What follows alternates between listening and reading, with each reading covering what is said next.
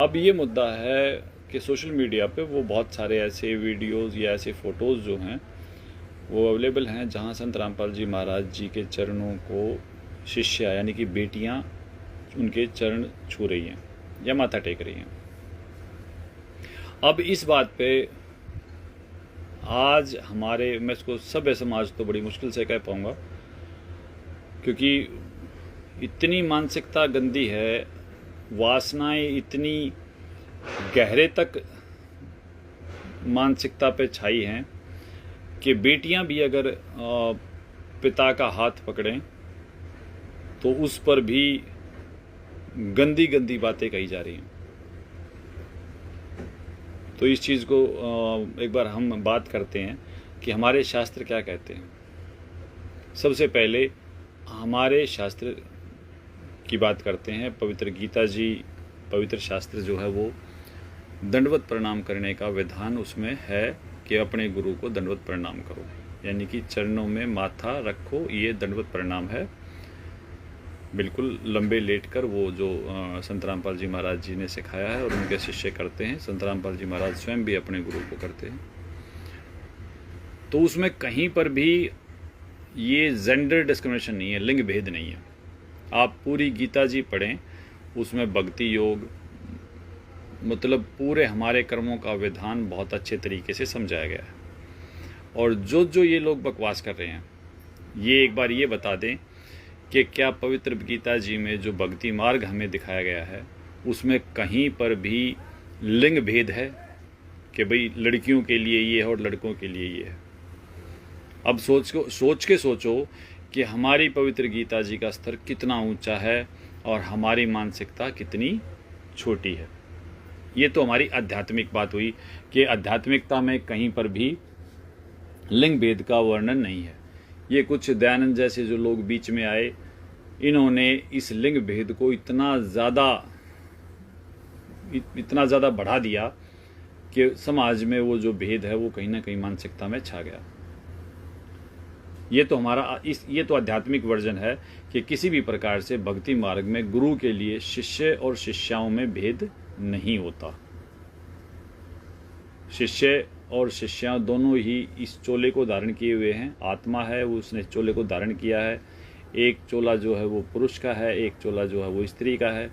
उसी प्रकार इसको अगर हम सामाजिक रूप में कंपैरिजन करें तो सामाजिक रूप में पिता के लिए पुत्र और पुत्री दोनों ही लिंग भेद की दृष्टि से, पिता के लिए जो अगर पिता है तो अब सोचो कि पिता और के सामने पुत्री और पुत्र दोनों सामने से आ रहे हैं और सामने से आ रहे हैं, क्या पुत्री को ये अधिकार नहीं कि पिता के वो गले मिल सके? बिल्कुल है, और हमारे समाज में इसको बहुत अच्छी दृष्टि से देखा गया है। और दूसरा, इसका एक वर्जन और भी है कि क्या माता और पुत्र अगर गले मिल रहे हैं तो क्या उसमें कुछ अनुचित है? बिल्कुल नहीं, दोनों का अधिकार है, माता का भी और पुत्र का भी। अब यहाँ वासनाओं ने इस कदर घर कर दी हमारी मानसिकता में कि अगर पिता और पुत्री भी, अभी तो पीछे एक वीडियो भी आई थी जिसमें वैसे भी देखो, संत रामपाल जी महाराज जी हमारे पिता हैं, हम उनके वचन के पुत्र हैं और उनके शरीर के पुत्र और पुत्रियां भी हैं। तो शरीर से जो उनकी पुत्री है, उस पुत्री ने जब उनके हाथों को चूमा तो सोशल मीडिया पर इसको बहुत गलत तरीके से दिखाया गया। कितनी, अब सोचो, चोर को सब चोर दिखाई देते हैं और जो चोर नहीं है उसको चोर नहीं दिखाई देते। ये बात यहाँ पर स्पष्ट होती है कि जिसकी मानसिकता में वासना है उसको हर जगह वासना ही नजर आएंगी। अगर कोई सह परिवार भी संत रामपाल जी महाराज जी के चरणों में बैठा है तो वहां पर भी बिल्कुल टारगेट करके लड़कियों को नीचा दिखाने की कोशिश सोशल मीडिया पे की जा रही है। अब कितनी बड़ी दुर्भावना है कि जब माता और पुत्र साथ रहें, माता का हाथ पुत्र पकड़ ले या पिता का हाथ पुत्री पकड़ ले, तो मुझे तो उसमें सिर्फ अच्छा ही अच्छा नजर आता है, उसमें तो कुछ भी गलत नहीं है। और फिर ऐसा कैसे हो सकता है कि पिता का हाथ या पिता के जो हमारे जो चरण हैं वो बेटियों से दूर रहें। आप मुझे जो भी इस बात को गलत मानते हैं वो कोई भी एक आध्यात्मिक प्रमाण दिखा दें कि किसी भी प्रकार गुरु के चरण छूने का शिष्य को अधिकार नहीं है। शिष्या को भक्ति मार्ग में, हमारे सनातन भक्ति मार्ग में लिंग भेद बिल्कुल भी नहीं है। और जिन लोगों की दृष्टि गंदी है उनको अपनी दृष्टि ठीक करनी पड़ेगी, और उपाय कुछ नहीं है। जिस प्रकार पुत्र का पिता पर अधिकार है उसी प्रकार पुत्री का अधिकार भी है। पुत्री भी पिता के गले मिल सकती है और पुत्र भी माता के गले मिल सकता है।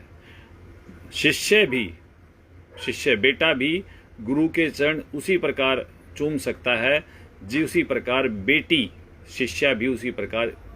ये जो लिंग भेद है ना, ये हमारे दिमाग के कीड़े हैं। भक्ति मार्ग में नहीं है ऐसा कुछ भी। हमारे जो पहले भी जो संत हुए उनके भी प्रमाण आज भी हमारे पास हैं कि वो इस प्रकार से भागते नहीं थे जिस प्रकार से आज ये बीच में कुछ लोग आए जिनको महर्षि कहा गया और ये औरतों से भागने शुरू हो गए। आप एक बात बताओ, क्या बहन भाई से भागेगा या भाई बहन से भागेगी? सामने बहन आ रही है तो भाई भागेगा? नहीं भागेगा ना। और सामने से भाई आ रहा है तो बहन। मतलब क्यों जानबूझ के गंदगी फैला रहे हो? कहीं पर भी आध्यात्मिक मार्ग में या भाई बहन, माता पिता, पुत्री पिता या पुत्र माता के बीच में ऐसा कुछ नहीं है। चाचा और भतीजे के बीच में कुछ नहीं है। मामा भांजी के बीच में कुछ नहीं है। हमारा समाज बहुत सुंदर है, इसे सुंदर बना रहने दें। ये अपनी गंदी वासनाओं से को सोशल मीडिया पर बिखेर कर गंदा ना करें, ये आप लोगों से प्रार्थना है। सत साहिब सतगुरुदेव जी की जय।